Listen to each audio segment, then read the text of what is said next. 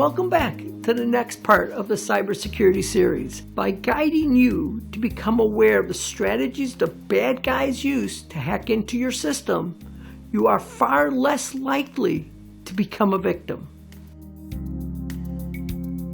Current or former employees, business partners, contractors, whoever has had access to your system or your network in the past could become an insider threat, either maliciously or unintentionally.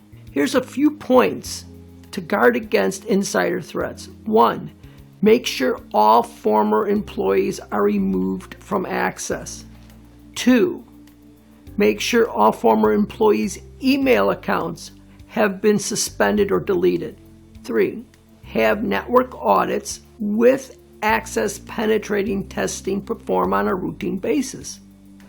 If you have not had a full network audit, you should have your IT company do one, or if you would like an independent audit done, we'd be happy to help. If you have any specific questions about phishing, ransomware, or insider threats, please contact me. I'm Sid Rothenberg.